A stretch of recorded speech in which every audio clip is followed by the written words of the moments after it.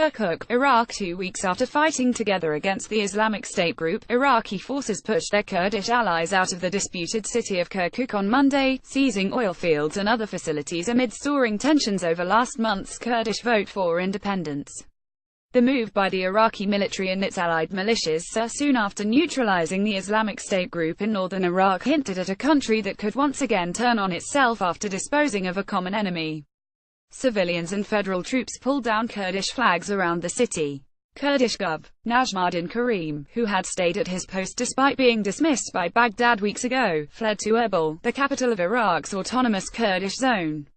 Revelers waving Iraq's national flag and the flag of its Turkmen minority flooded central Kirkuk in an evening celebration. But the Shiite sectarian chants heard above the din of the rally underscored the coming political battles between Iraq and its Kurdish region. Iraqi forces were supported, as they always are now in major operations, by the Popular Mobilization Forces, a predominantly Shiite militia coalition that the Kurds see as an instrument of Iranian policy.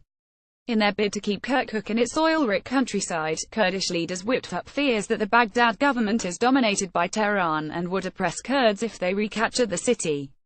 Their fears were further affirmed after Iran came out forcefully against the Kurdish region's non-binding referendum for independence on September 25 and then closed its official crossings to the region on Sunday. Iraq's Kurds, too, remember the brutal campaigns waged by Saddam Hussein, himself an enemy of Tehran, against the minority, including a poison gas attack on the town of Halabja in 1988 that killed thousands. As Arab and Turkmen revelers celebrated the change of power in Kirkuk, thousands of Kurdish residents, fearful of federal and militia rule, packed the roads north to Erbil. But Baghdad was eyeing its Kurdish partners warily as well. Prime Minister Haider al-Abadi said he was reclaiming a city that never was part of the Kurdish autonomous region. When Iraq's armed forces crumbled in the face of an advance by Islamic State group in 2014, Kurdish forces moved into Kirkuk to secure the city and its surrounding oil wells. The city is 32 kilometers 20 miles outside the Kurds' autonomous region in northeast Iraq. Baghdad insisted the city and its province be returned, but matters came to a head when the Kurdish authorities expanded their referendum to include Kirkuk. To the Iraqi central government, that looked like Kurdish expansionism. The city of more than 1 million is home to Arabs, Kurds and Turkmen, as well as Christians and Sunni and Shiite Muslims. Kurdish officials accused the Iraqi army of carrying out a major, multi-pronged attack, and reported heavy clashes on Kirkuk's outskirts, but a spokesman for Iraq's state-backed militias said they met little resistance. By midday, federal forces had moved into several major oil fields north of the city, as well as its airport and an important military base, according to Iraqi commanders. Kurdish party headquarters inside Kirkuk had been abandoned. The U.S., which has armed, trained and provided vital air support to both sides in their shared struggle against the Islamic State group, described Monday's events as coordinated movements, not attacks, while bemoaning the dispute as a distraction against a common enemy. It said the limited exchange of fire was a misunderstanding.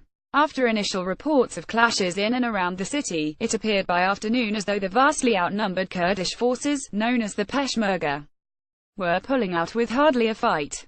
Local police stayed in place in Kirkuk as al-Abadi urged civil servants to remain at their posts. "We have only acted to fulfill our constitutional duty and extend the federal authority and impose security and protect the national wealth in this city," he said. Brig. Gen. Barzad Ahmed, a spokesman for Kurdish forces, said federal forces seized an oil and gas company and other industrial areas south of Kirkuk in fighting with Kurdish forces that caused lots of casualties, without providing a number. He said Iraqi forces have burnt lots of houses and killed many people south of the city. His claims could not be verified. A spokesman for Iraq's state-sanctioned militias said they had achieved all our goals in retaking areas from Kurdish forces. Ahmed al-Asadi said federal forces came under fire from some rebels and returned fire. He did not say whether they suffered any casualties. He said federal forces were deployed in the area of the K1 military base, the Kirkuk airport and a number of oil fields and installations. The Iraqi military said it seized 2 major oil fields outside the city. Al-Abadi has said the militias will remain outside the city. Al-Asadi said the Popular Mobilization Forces have not entered central Kirkuk, but Associated Press reporters saw Turkmen PMF militiamen taking up posts in the western part of the city. Tensions have risen since the Kurdish referendum on independence, which was rejected by the central government, Turkey, Iran, and the United States. Baghdad and the autonomous Kurdish region have long disagreed over sharing oil revenue and the status of Kirkuk and other places controlled by Kurdish forces but outside the self-ruled region. Baghdad has increased pressure on the region since the vote, pushing Kurdish leaders to disavow it and accept shared administration over Kirkuk.